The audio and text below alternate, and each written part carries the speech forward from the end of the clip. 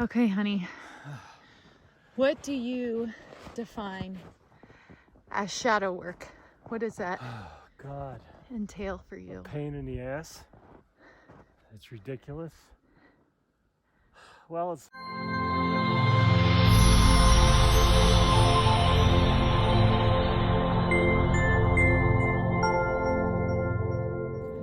All right, so as you guys know, at least those of you that watched our weekly episode 2 weeks ago, you saw that instead of continuing to explore the U.S. in our Joni, in our fifth wheel, we decided to kind of hunker down and explore Taos throughout the winter.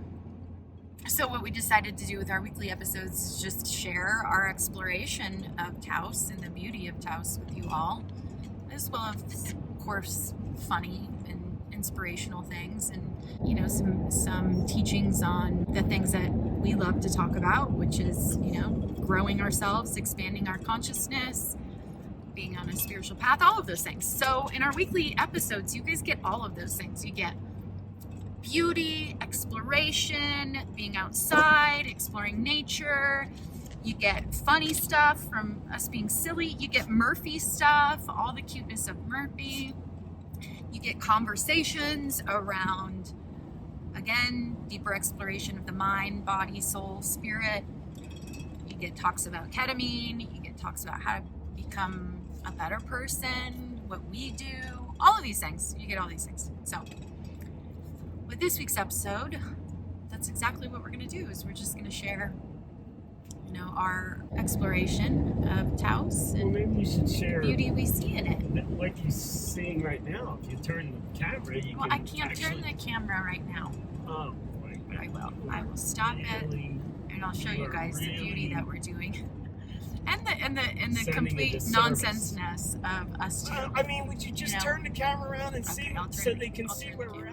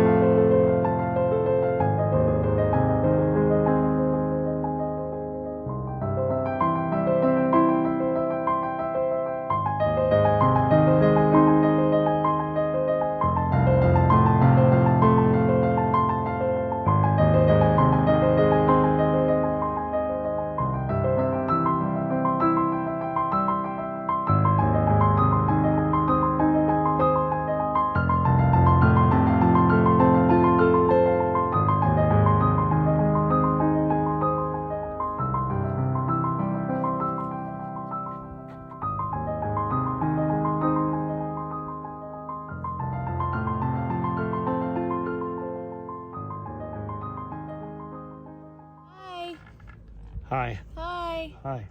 Hi. So this is day 2 for me, day 1 for this one. Day 1. And we're here. With new rented We're here skis. But different skis than my own. in beautiful, Different skis and boots than my own. beautiful Taos, New Mexico. Yes. And In you Mother. can see much behind us. Not a whole lot open, but it's fun. We're in here. Mother. We're doing our thing, right, on a Tuesday. That's It's right. a Tuesday. So That's right. that's our little check-in for now. It's all we got, man, because we got to get off. Anyway.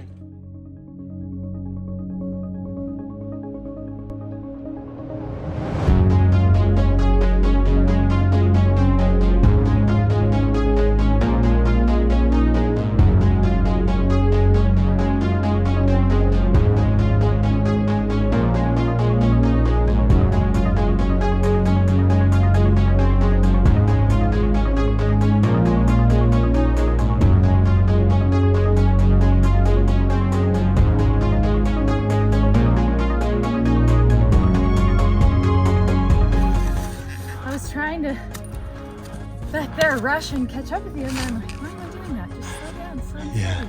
And then the skiing became much more smoother. It's a metaphor for life, bunny. When you're trying to rush and go fast, you screw up. Whatevs.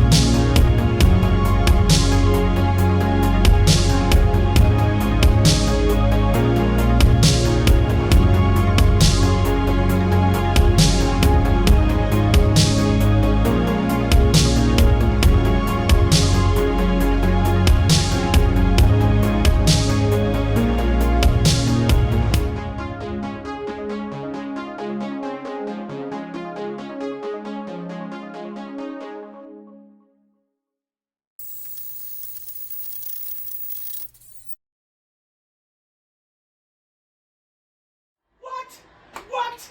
Hello? Hello? Are you fucking kidding me? That's birds, baby. Merp!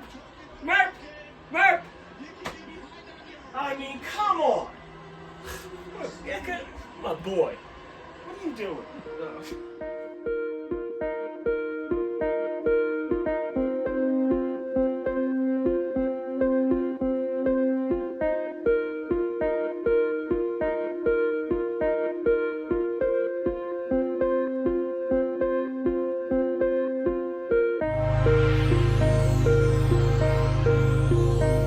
I know what you do. You sneak around here and you record me. Middle of the night, I know I'm not safe. I know I'm not safe. Well, no, because you're gonna get your hair dyed in the middle of the My night. hair dyed. That's not gonna happen. I'm just telling you that right now. If you think that's gonna happen, it's really sorry for What are you. you wearing on your head? What? What are you wearing on your head? What? What is that? What do you mean, what is that? What is that? It's a neckerchief. Honey, honey, it's a neckerchief. That you wear on your head? Neckerchief, and that's what I choose to wear. What are you doing? What are you doing? Are you videoing me right now? At all time. That is so rude. That's sneak video, and listen why? Because you can't handle the love. This love of me and my little teddy, my little teddy bear. It's my little Murphy bear. Special present. He's a special present delivered straight by baby Jesus. He was delivered straight from the hands of baby Jesus. What? What? Why? Why, you don't believe it? You don't believe that he's an angelic dog? He's a sweet, precious animal. He's landed in this place that is delivered by the sweet baby Jesus. That's right. And look at him, he's just fine. People think, oh, that dog's dead. He's not. He's just loving his father because he knows. He likes to bury his head right in his father's chest because he feels comfort and safety. This is what he loves. This is his world right here. All delivered by sweet baby Jesus. And all the Jesuses. Right, Murphy? Murphy, No. are you there?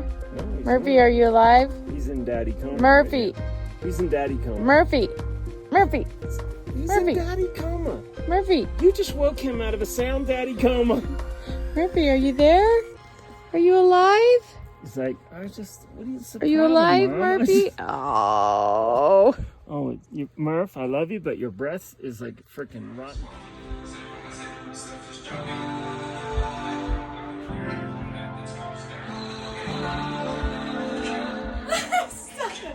You have to make something. I'm sorry, I know you love snow.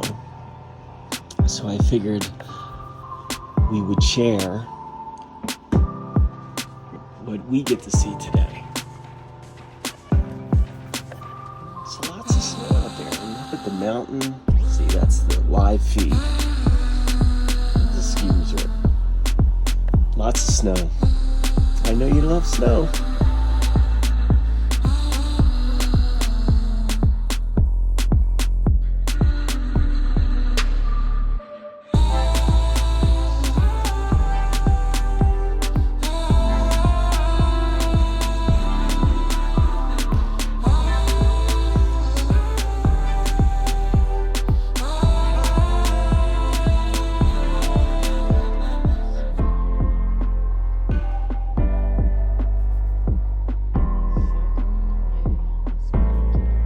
What are you doing?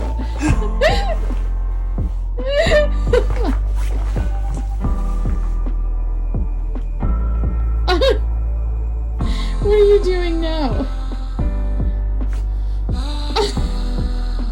It's my Gone West pose. Yeah. Your video, you know?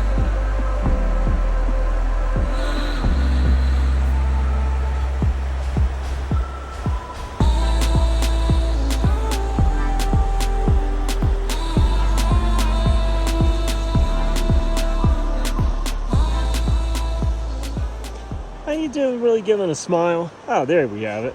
And of course, you can't mark the moment better than a nice Smurfy shit. There it is. Smurf. Okay, honey. What do you define as shadow work? What does that Oh, God. entail for you? Pain in the ass. It's ridiculous.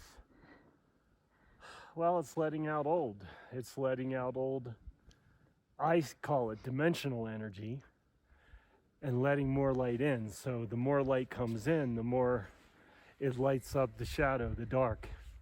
And the dark has to be cleared for you to move more light or into more light. So yeah, I say it's dimensional shift because that is like climbing a staircase, and each step is a dimension. And the higher you go, more things change. More technology, more shift, more beautifulness, but at the same time, more shadow you have to let go. So the greater it gets, kind of the more challenging it can be when you are attached to those shadows, to those things, to that karma, whatever it is, of letting go. And yeah, it's all work, baby. Do you think that it's a necessary part of your growth, would you say? Of course it is. You have to let go of the shadows so you can wear hats like this. Yeah. It's quite the outfit. So what do you do to work through? What do you do for your shadow work? Bitch, complain, get frustrated, get angry, and then it kind of goes through. So you do have to exercise it. So again, if you get in that anger, if you get in that frustration, or if you get in that depression, then you're just in the shadow as it comes up and out. You are literally in the tube of the shadow. So you just got to keep moving it up, and usually that takes time. In the beginning of, an enlightenment process, it's usually going to take, it can take weeks, months, years. And then as you get further and further, it takes less time to where now, because I am so enlightened, I can just make it snow, and there, snow. But, I guess the further you get into it, and the more you're okay with it, and the more that you are aware of it, that's the key, right, is the awareness. That's what's happening. Then it doesn't last so long. It can last a couple hours, it can last a couple days, but then it moves up and out, and then you're clear. That energy, that light that you took in can now can follow the darkness up. And that's why when you let go of that shadow, and because you brought in all this light, and now the light is like, the stagnant water in the pond. It has so much water has gotten into the pond that stagnation is going to flow out. But in order to do that, you have to fill the pond, and you fill the pond with fresh water. So eventually that old stagnant water will become fresh water. And it's a process. You have to whoosh it out, let the stagnation build again, whoosh it out again, let the stagnation build. And, 30, 40, 50 years, you'll be okay. He's buried. He's buried. What's up? Look at, he is just, he loves it. He's so happy. All right, come on. Thank you for that enlightening conversation, sir. Oh, you're welcome. So what is shadow work? That's the question that we are diving into this week. And the reason I chose this one for this week's episode is because I've been hearing a lot in the different spiritual groups that I'm in the Facebook groups that I'm in, talk a lot about spiritual bypass and shadow work. First, let me preface this with saying this. Scott and I, well, Scott didn't. Scott's been on this spiritual journey, all the esoteric stuff, metaphysical stuff. He's kind of been on that for a lot of his life because his mom was very much like that. For me, it didn't start until I read the book You Are the Placebo by Dr.Joe Dispenza. Before that, my whole life, I definitely was connected to something in some way. I didn't like church. I didn't like the word God.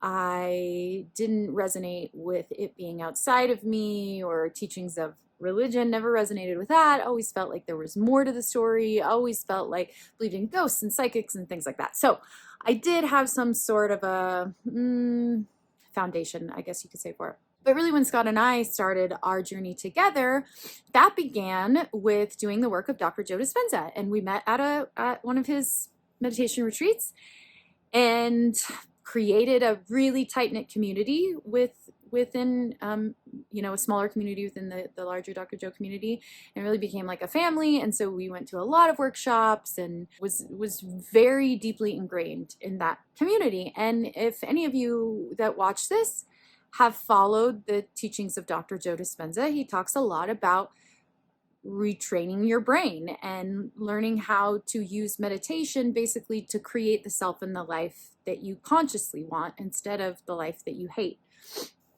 He talks a lot about healing. A lot of people that need physical healing go to his workshops or follow his work.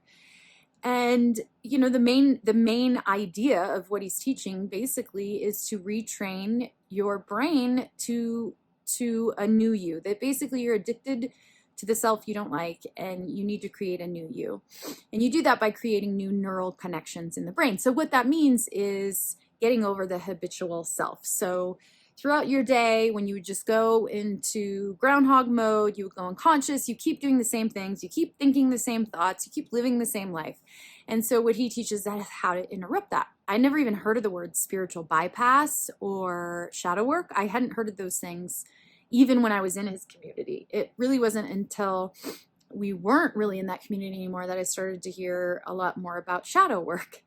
So I'll share with you my own experience with it. When I was heavily immersed in Dr. Joe Dispenza's community, and we were going to a lot of workshops, and he was the only teacher I was following, and I was doing all his meditations, I literally thought that there is no shadows, there is no darkness, everything is light. There is, if anyone thinks that there's darkness, that there's no darkness in me. And yeah, that's not to say that I had to go through incredible transformations in my journey with him. I completely changed my life and had to look at a lot of the parts of myself that weren't serving me and change those. And so I did. I became somebody else. I did exactly what his work teaches. I created a new life. I created a new self. And it wasn't really until after we left the community that I started to hear more about shadow work and light and dark and spiritual bypass. And the reason why I know, at least I can explain what these things are from my perspective now, is because I had to then dive deep into my own shadows. And this actually started when I started following Matthias de Stefano. And he just so beautifully explained what light and dark is, that we think dark is bad, what shadows are, all of those things. And I just completely resonated. I felt so in line with what he was sharing. And it literally felt like my sacral was like being exploded open. And it was like I could feel the darkness in me. I could feel these places inside myself that I apparently was never willing to go before. And it was like down to like, I could feel that I was Hitler in one lifetime. Like I could feel that I was capable of this darkness at some point in some dimension in time space. And I had to feel that. Literally, I had to feel like the shadow of the entire collective at some moments move through my body.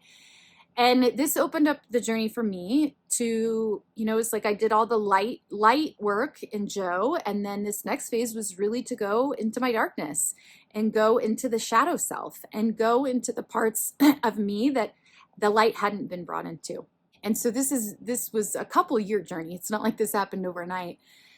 But what I discovered out of all of this and what spiritual bypass can mean, and then essentially what shadow work is working within the realms of the human psyche. Working within the light is working within your soul, working with higher frequencies, higher dimensions. The shadow work is working within the human psyche and the human body. So why people say spiritual bypass is because they try to ignore all of those things and just go to the light, meaning they just want to be in meditation.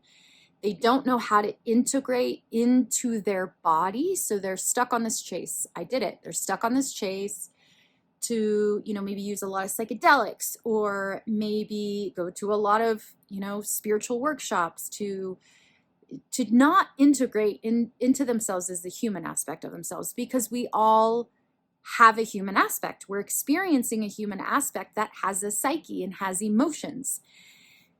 And so if you try to ignore and bypass all of those, what you will find is that a lot of shit will start falling apart in your life, and you will start to experience a lot of chaos, and you don't know why. You'll start to get triggered by many things. Triggers always show us where our shadows are. And so shadow work is essentially the human psyche, the human body, the physical body, the emotional body, figuring out patterns and things inside of ourselves that we project onto others. Let me give you an example. Somebody that says they experience the world as people are really angry. Let's say they're just like, oh, the world is so angry. People are so angry. What that means is that projection that they're projecting outwards is there's a part of them inside that is incredibly angry. So then that comes the shadow work. That is where you start to work with and turn inward. This is what the art of looking in is all about. This is exactly what the art of looking in is all about, is going, what am I projecting out into the world that actually is inside of me, that actually needs light shown? Now, the deepest discovery in this personal journey for me, and I just want to say this, that other YouTube channels you watch, other people you follow, probably more enlightened people than myself, may share something totally different. They may express shadow work or spiritual bypass in a completely different way, and that's okay. How I share is only from my perspective, my very limited perspective, at my current level of consciousness.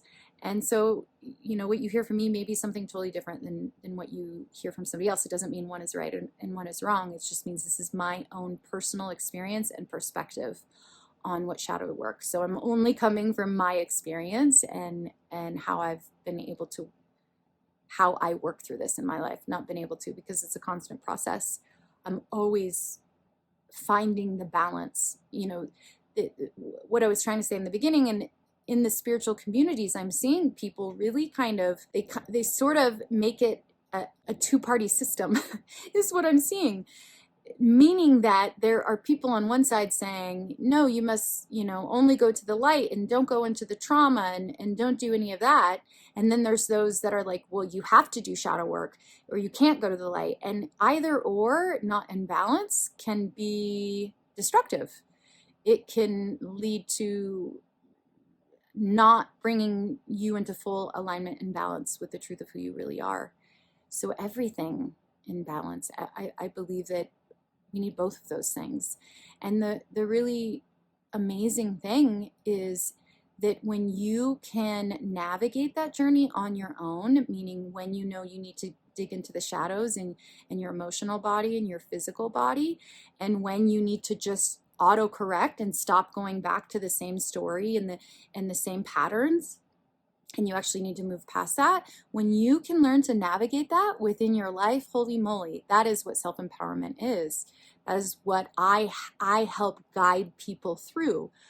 I can't do that for you. No one can do that for you. All I can do is offer you tools and mentorship through that process so that you can navigate that within yourself, so that you can really know what it feels like when I need to do some releasing. I need to look at those parts of my psyche I haven't been willing to look at. I need to look at my projections. I need to look at what I'm still holding in my body.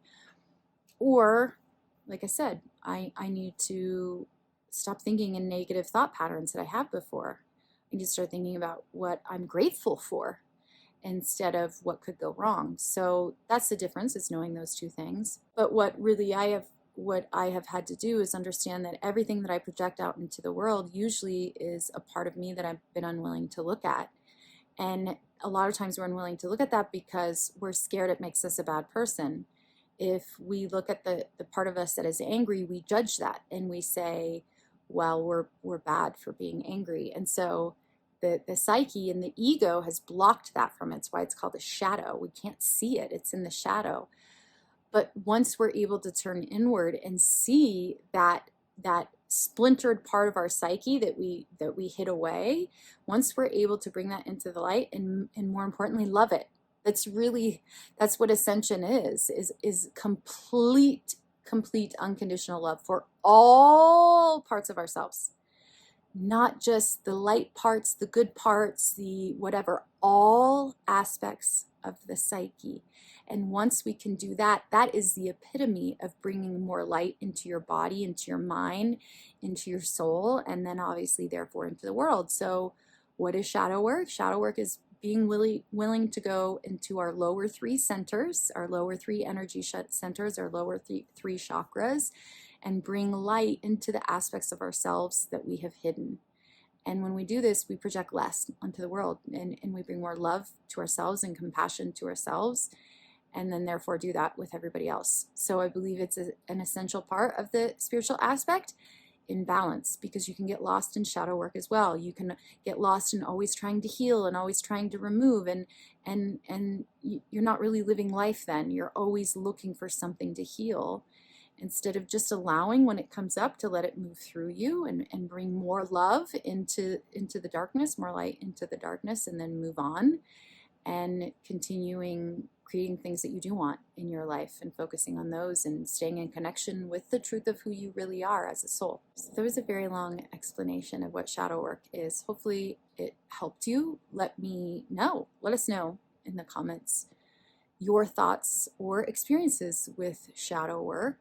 Has it helped you? Has it not helped you? Do you know what it is? Have you encountered it? What are your thoughts? We will see you next week.